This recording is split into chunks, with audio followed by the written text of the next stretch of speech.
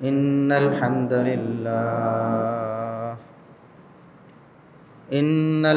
لله نحمده ونستعينه ونستغفره ونعوذ بالله من شرور أنفسنا ومن سيئات أعمالنا من يهده الله فلا مضل له ومن يضلل فلا هادي له أشهد أن لا إله إلا الله وحده لا شريك له وأشهد أن محمدًا عبده ورسوله اللهم صل على محمد وعلى آل محمد كما صليت على إبراهيم وعلى آل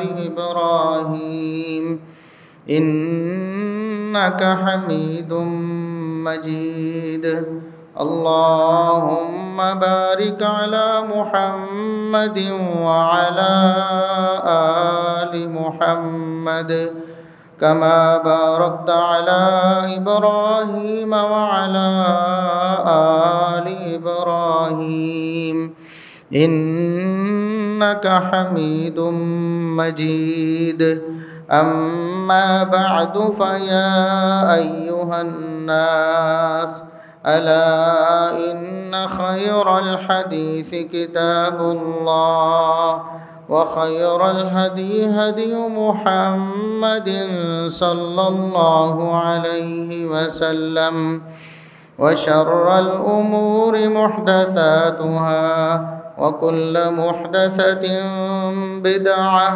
وكل بدعة ضلالة أعوذ بالله السميع العليم من الشيطان الرجيم من همزه ونفخه ونفثه بسم الله الرحمن الرحيم يا أيها الذين آمنوا اصبروا وصابروا ورابطوا واتقوا الله لعلكم تفلحون۔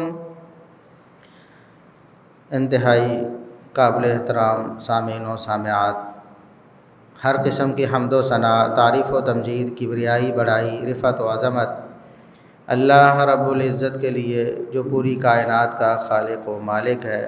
بے شمار لا تعداد بے حد و حساب درود و سلام پیغمبر آخر الزماں، محسن انسانیت، محسن کائنات جناب محمد الرسول اللہ صلی اللہ علیہ وسلم کی ذات اقدس پر۔ ہمارا دین اسلام ایک کامل ضابطہ حیات ہے۔ اللہ رب العزت نے اس دین میں انسانی زندگی کے ہر پہلو میں رہنمائی کی ہے۔ انسان کی زندگی کا کوئی بھی لمحہ ایسا نہیں جس کے حوالے سے رہنمائی ہمیں اس دین میں نہ ملتی ہو۔ خوشی کے لمحات کے لیے بھی اسلام کی تعلیمات موجود ہیں، غم اور پریشانی کے عالم میں بھی ہمیں پوری رہنمائی ملتی ہے، امن کے حالات میں بھی اور جنگ کے حالات میں بھی۔ اگر کسی دشمن سے پالا پڑ جائے، لڑائی کرنا پڑ جائے، تو پھر کیا اصول و ضوابط ہیں وہ بھی اسلام نے ہمیں بتائے ہیں۔ اگر کبھی خوف ہو، دشمن کے حملے کا خوف ہو یا دشمن چڑھائی کر دے، اس وقت کیا کرنا ہے یہ بھی ہمیں اسلام نے بہت واضح طور پر بتایا ہے۔ اللہ رب العزت نے ارشاد فرمایا قرآن کریم میں، یا ایھا الذین آمنوا اذا لقیتم فئۃ فاثبتوا واذکروا اللہ کثیرا لعلکم تفلحون۔ ایمان والو، جب تمہارا دشمن سے پالا پڑ جائے، دشمن کی فوجوں سے ٹکراؤ ہو جائے، تو تم نے ثابت قدم رہنا ہے، پھر بزدلی کا مظاہرہ نہیں کرنا، پریشانی میں مبتلا نہیں ہونا، بلکہ ثابت قدم ہونا ہے، اور اللہ رب العزت کا زیادہ سے زیادہ ذکر کرنا ہے، ذکر الہی میں اپنے آپ کو مشغول و مصروف رکھنا ہے تاکہ تم کامیاب ہو جاؤ۔ دشمن کے خلاف کامیابی کے لیے سب سے پہلی بات ثابت قدمی، اور دوسرا اللہ رب العزت کا بہت زیادہ ذکر۔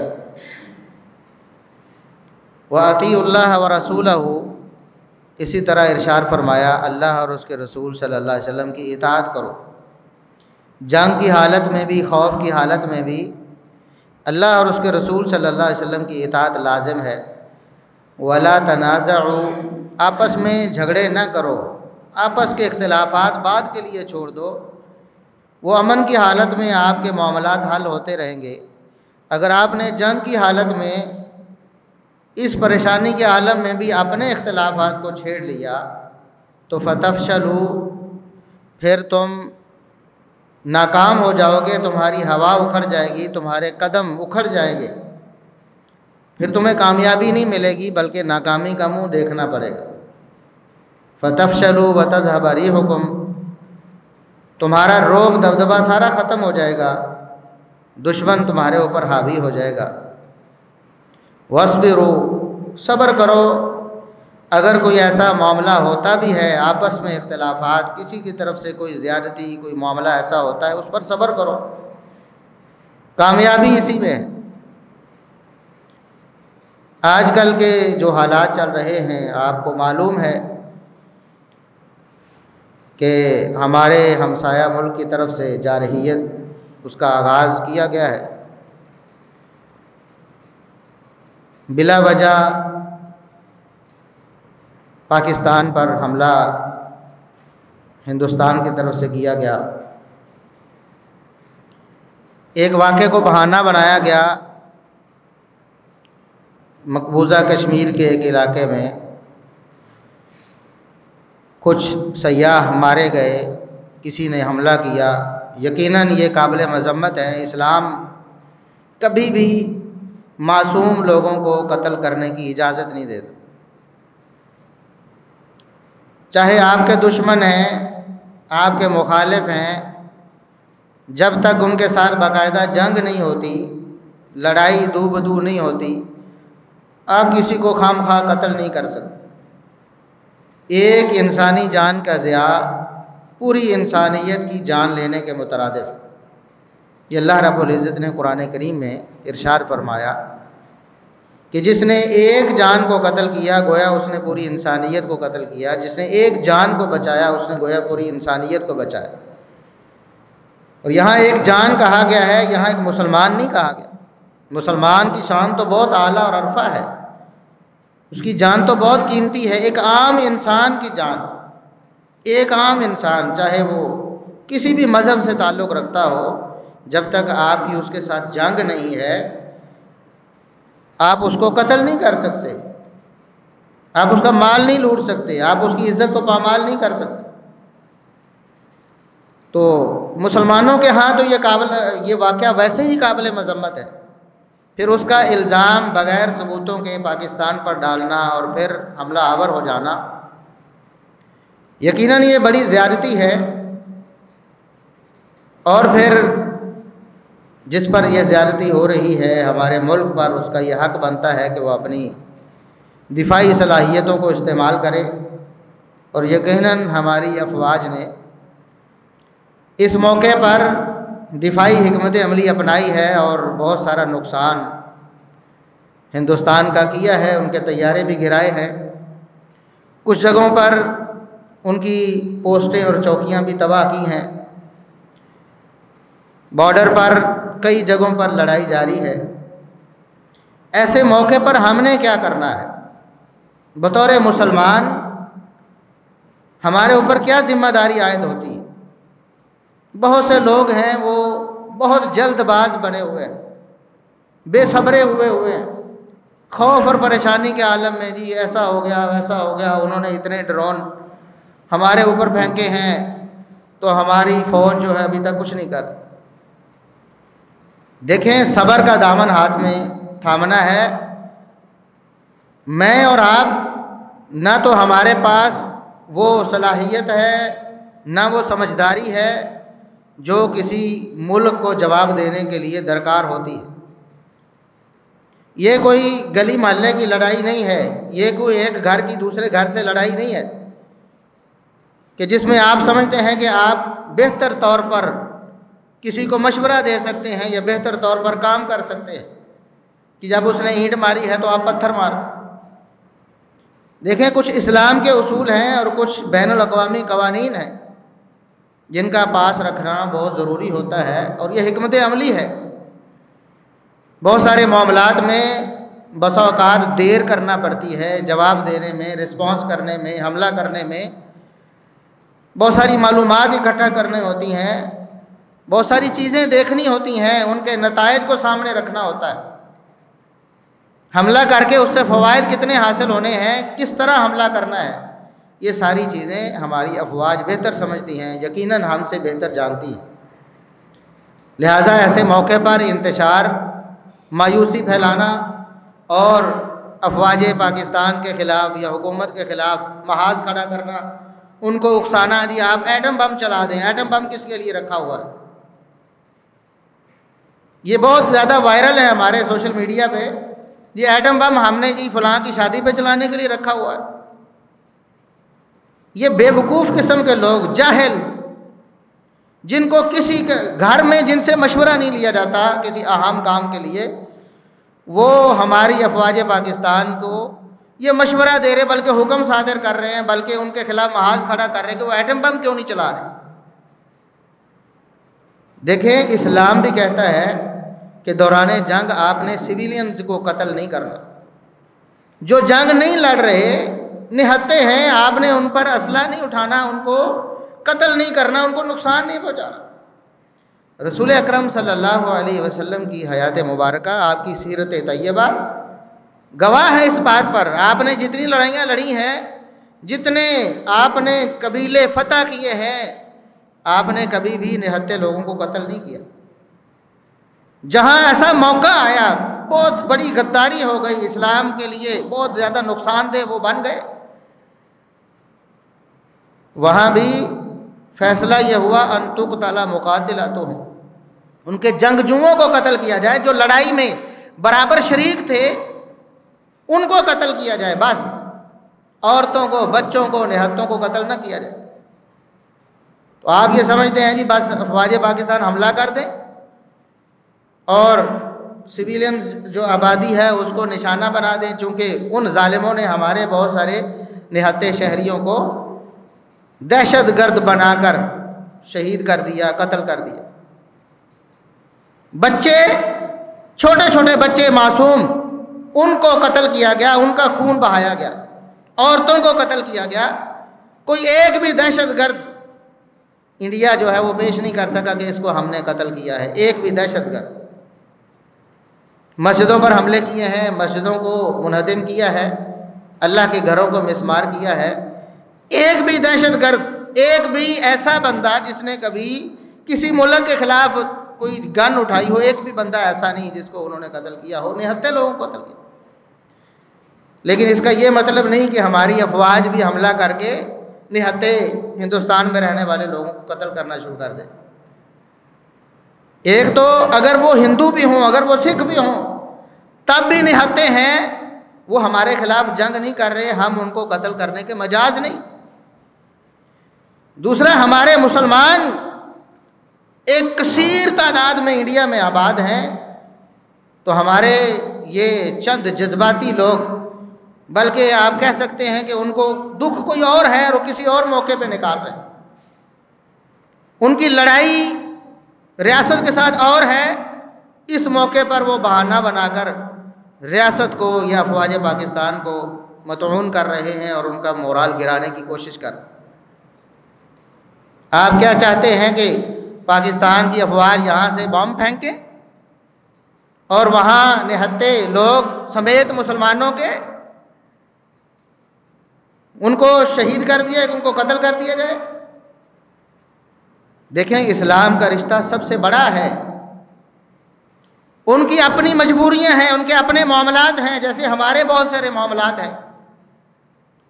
اگر وہ کسی موقع پہ ہمارے ملک کے خلاف کچھ بول بھی دیتے ہیں تو ہمیں بردباری کا مظاہرہ کرنا چاہیے۔ ایسا نہیں کہ ہم ان کی تباہی کی دعائیں کرنے لگیں یا ایسے اقدامات کرنے لگیں یا ایسی خواہش کرنے لگیں کہ یہ ایٹم بام پھینک دیا جائے اور مسلمانوں سمیت سارے لوگوں کو صفحہ ہستی سے مٹا دیا جائے۔ دیکھیں، ایٹمی طاقت ہونا پاکستان کے لیے فخر ہے، قابل فخر بات ہے، لیکن یہ ایٹم بام اس لیے نہیں کہ ہر چھوٹی بڑی لڑائی میں چلا دیا جائے اور کروڑوں لوگوں کو دنیا سے رخصت کر دیا جائے اور ملک کے ملک تباہ کر دیا جائے۔ یہ چھوٹی موٹی بات ہے۔ ہمیں چاہیے کہ ہم اپنی ریاست پر اعتماد کریں۔ اس موقع پر اختلافات ہوتے ہیں، کر بھی لینے چاہیے، لیکن ان کا ایک موقع ہوتا ہے۔ جنگ کے موقع پر ہمیں اسلام نے یہ سکھایا ہے کہ ہم نے آپس میں اختلاف نہیں کرنا، اتحاد کرنا ہے دشمن کے خلاف، تب ہی جا کر ہمیں فتح نصیب ہوگی اور ہم کامیاب و کامران ہوں گے۔ غزوہ احزاب، اس کا واقعہ اللہ رب العزت نے قرآن کریم میں سورہ احزاب میں بڑی تفصیل سے بیان کیا ہے کہ جب لشکر ٹوٹ پڑے تھے مسلمانوں پر، لشکر کے لشکر ٹوٹ پڑے، گویا کہ پوری دنیا، جتنے بھی آس پاس کے لوگ تھے وہ سارے جمع ہو کر مسلمانوں کی چھوٹی سی ریاست مدینہ پر حملہ آور ہو۔ اللہ رب العزت نے اس کا نقشہ کھینچا ہے، یا ایھا الذین آمنوا اذکروا نعمت اللہ علیکم، ایمان والو اللہ رب العزت کا انعام یاد کرو اس وقت کو، اللہ کا کیسا کرم ہوا، تمہارے پاس لشکر ہی لشکر، ہر طرف سے لشکر تمہارے اوپر حملہ آور ہو گئے، سارے اکٹھے ہو کر ایجنڈا ایک ہی ہے کہ مسلمانوں کو صفحہ ہستی سے مٹا دیا جائے، بس ایک چھوٹی سی ریاست ہے، ان کو تہہ تہہ کر کے ختم کر دیا جائے۔ فارسلنا علیہم ریحا وجنودا لم تروہا، اللہ رب العزت نے پھر نصرت کی۔ کیسے نصرت کی اللہ رب العزت؟ کیوں نصرت کی؟ اس لیے کہ وہ اللہ رب العزت سے مدد کے طلبگار ہوئے، انہوں نے استقامت دکھائی، انہوں نے اپنے ایمانی جذبے کو لوز نہیں ہونے دیا، انہوں نے آپس کے اختلافات اور انتشارات کو وہاں نہیں چھیڑا، متفق اور متحد ہوئے، اگرچہ خطرہ بہت زیادہ خطرہ تھا۔ اللہ فرماتا ہے کہ لشکر اوپر سے، نیچے سے، آگے سے، پیچھے سے، ہر طرف سے لشکر ہی لشکر آ گھیر لیا گیا ریاست مدینہ کو۔ جیسا کہ ابھی عالمی طور پر پاکستان تقریباً تنہا ہے، 2-3 ممالک ایسے ہیں جو تھوڑا سا ہمدردی کا اظہار کر رہے ہیں، 2-3 ممالک، ورنہ آس پاس آپ دیکھیں، اس طرف انڈیا ہے، اس طرف افغانستان ہے، اس کے ساتھ بھی ہماری نہیں بنتی، چائنا ہے، وہ اگرچہ کوئی مالی مدد کر دے گا یا کوئی ٹیکنالوجی، لڑنے نہیں آئے گا آپ کے ساتھ، اپنی فوجیں نہیں بھیجے گا کہ چلو ہم آپ کے ساتھ مل کے لڑیں۔ کوئی اور ملک ہے، سعودی عرب ہے، وہ آپ کو کوئی تیل دے دے گا، کوئی مالی امداد کر دے گا، فوجیں لڑنے کے لیے نہیں آئے، جبکہ آپ چاروں طرف خطروں سے گھیرے ہوئے ہیں۔ لیکن غزوہ احزاب کا جو منظر ہے وہ بہت خوفناک۔ آج تو ہم ایٹمی طاقت ہیں، ایک رعب ہے دنیا میں ہمارے ملک کا ایٹمی طاقت ہونے کی وجہ سے۔ اس وقت تو مسلمانوں کے پاس اسباب اور وسائل بھی بہت کم تھے، نہ ہونے کے برابر، چاروں طرف سے دشمن ٹوٹ پڑا تھا، تو اللہ رب العزت نے اس کا نقشہ کھینچا ہے۔ وَإِذْ زَاغَتِ الْأَبْصَارُ، آنکھیں جو ہیں وہ کھلی کی کھلی رہ گئیں پریشانی کے عالم میں۔ وَبَلَغَتِ الْقُلُوبُ الْحَنَاجِرَ، کلیجے منہ کو آ گئے، دشمن سارا اکٹھا ہو گیا ہے، چھوٹی سی ریاست ہے، تھوڑے سے مسلمان ہیں، مقابلہ اگر دنیاوی طور پر دیکھا جائے، مادی طور پر دیکھا جائے تو بنتا ہی نہیں تھا، لیکن پھر بھی اللہ رب العزت کی مدد آ گئی۔ اس لیے گھبراؤ نہیں، پریشان نہیں ہو جاؤ، بلکہ اللہ رب العزت کی رحمت پہ امید رکھو، اللہ رب العزت سے مدد مانگو۔ اذکروا اللہ کثیرا، اللہ کا بہت زیادہ ذکر کرو، انشاءاللہ غلبہ اور فتح اللہ رب العزت عطا فرمائے۔ عارضی طور پر کبھی مصیبت پریشانی آ جاتی ہے، آزمائش آ جاتی ہے، اس پر صبر کرنا چاہیے۔ پریشان ہو کر اپنے مورال کو گرا دینا یا اپنی افواج پاکستان ان کے مورال کو گرا دینا، یہ کسی مسئلے کا حل نہیں ہے۔ اللہ رب العزت نے فرمایا ہنالک ابتلی المؤمنون وزلزلوا زلزالا شدیدا۔ غزوہ احزاب کے موقع پر مومنوں کو بہت سخت آزمائش کا سامنا کرنا پڑا، صحابہ کرام رضوان اللہ علیہم اجمعین، سخت آزمائش کا، پریشانی کا، مصیبت کا سامنا کرنا پڑا۔ موت سامنے نظر آ رہی ہے، دیکھ رہے ہیں کہ سارا دشمن اکٹھا ہو کے ہمیں صفحہ ہستی سے مٹانے لگا ہے۔ اس موقع پر بھی اللہ رب العزت نے مدد کی، اب بھی اللہ رب العزت کی نصرت آئے گی۔ ہمیں چاہیے کہ ہم اپنے اعمال کو درست کریں، اس طرف تو دھیان ہی نہیں ہے ہمارا، صرف اسباب پر، جی ان کے پاس وہ فلاں طیارے ہیں ہمارے پاس نہیں ہیں، ان کے پاس فلاں جنگی سامان ہے ہمارے پاس نہیں ہے، ان کے پاس فلاں میزائل ہیں ہمارے پاس نہیں ہے، ان کے پاس فلاں ٹیکنالوجی ہمارے پاس نہیں ہے۔ دیکھیں جنگیں ٹیکنالوجی سے نہیں جیتی جاتی، جنگیں سامان سے نہیں جیتی جاتی، جنگیں افرادی قوت سے نہیں جیتی جاتی، جنگیں ایمان سے، جذبے سے جیتی جاتی ہیں، اللہ پر توکل اور اعتماد سے جیتی جاتی ہیں۔ اسلام کی تاریخ شروع سے یہ رہی ہے۔ غزوہ بدر دیکھیں، احد دیکھیں، غزوہ تبوک دیکھیں، حنین دیکھیں، غزوہ احزاب دیکھیں، مسلمان کم تھے، ہمیشہ کم رہے ہیں، اسباب اور وسائل میں بھی کم رہے ہیں، لیکن اللہ رب العزت کی نصرت آتی رہی ہے۔ کبھی کبھی پریشانی بھی ہوئی، عارضی طور پر مسلمانوں کو مصیبت کا سامنا کرنا پڑا، لیکن اللہ رب العزت کی نصرت اور مدد آئی۔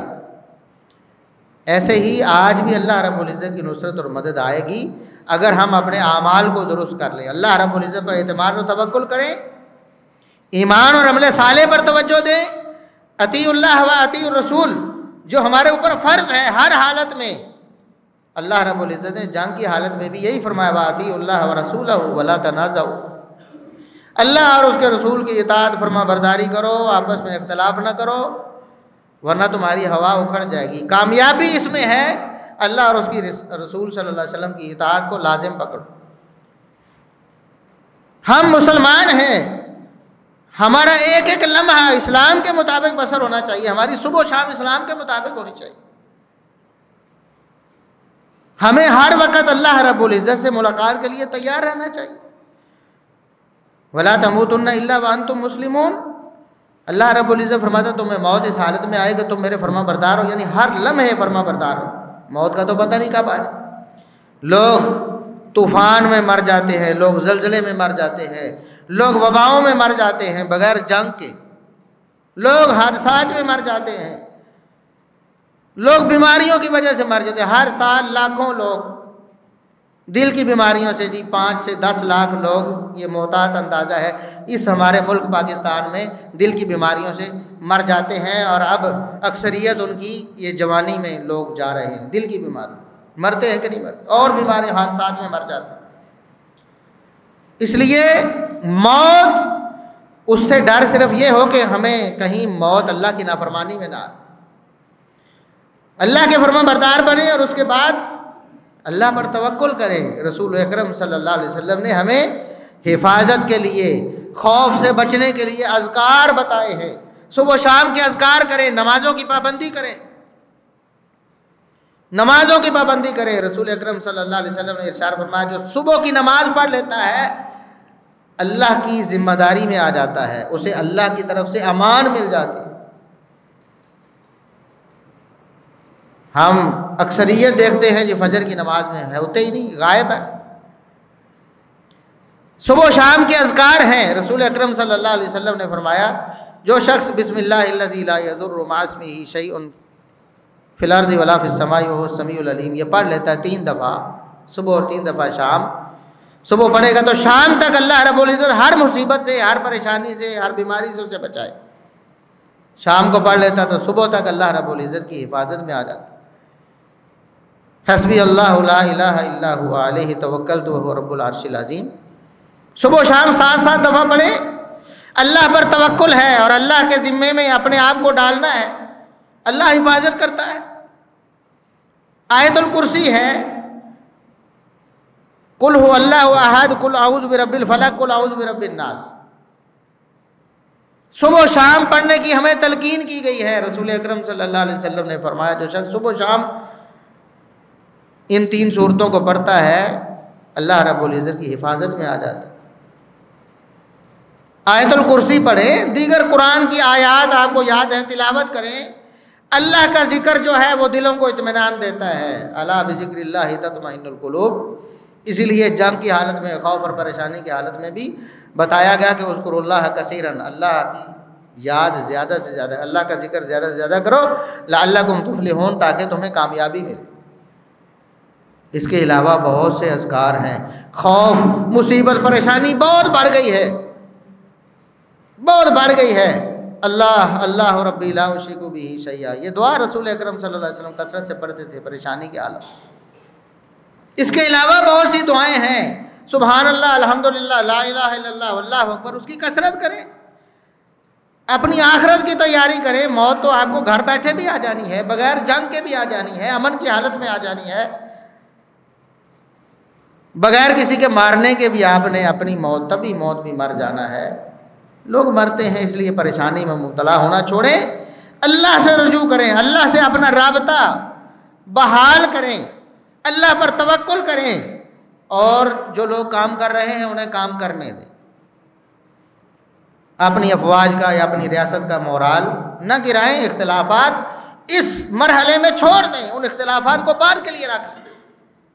بڑا موقع ہے، بہت سارا، بڑی عمر پڑی ہے، اللہ رب العزت نے زندگی دی تو بہت موقع ہیں، ان پہ اختلافات کا اچھے طریقے سے اظہار کیا جا سکتا ہے، لیکن ان حالات میں اختلافات کو چھوڑ دیں، افواہوں پہ کان نہ دھریں۔ دشمن افواہیں اڑاتا ہے، ہمارے اندر کئی منافق بیٹھے ہوئے افواہیں اڑا رہے ہیں، یہ ہو گیا، وہ ہو گیا، یہ ہو گیا، وہ ہو گیا، اس سے حوصلے پست ہوتے ہیں۔ افواہوں پہ کان نہ دھریں۔ آپ کو پتہ ہے میڈیا کا دور کتنا بڑا جھوٹ پھیلایا جاتا ہے، کتنے جھوٹ ہم روز سنتے ہیں، بعد میں ثابت ہو جاتے ہیں جھوٹ ہے۔ بڑے بڑے میڈیا چینلز ان خبروں کو بریک کرتے ہیں، بعد میں جھوٹی ثابت ہو جاتی۔ تصدیق کے بغیر کسی خبر کو پھیلائے نہیں، اللہ پر اعتماد کریں۔ یہ اللہ رب العزت کے احکامات ہیں، رسول اکرم صلی اللہ علیہ وسلم کی تعلیمات ہیں، جو ہمیں حالت خوف میں بھی، حالت جنگ میں بھی ان پر عمل کرنا ہے تاکہ ہمیں کامیابی مل سکے۔ اللہ رب العزت سے دعا ہے کہ اللہ رب العزت مسلمانوں کو ثابت قدم فرمائے، مسلمانوں کی نصرت فرمائے، اور ظالموں کو ظلم سے روکے، ظالموں کو نیست و نابود فرمائے۔ سبحان ربک رب العزت عما یصفون وسلام علی المرسلین والحمد للہ رب العالمین۔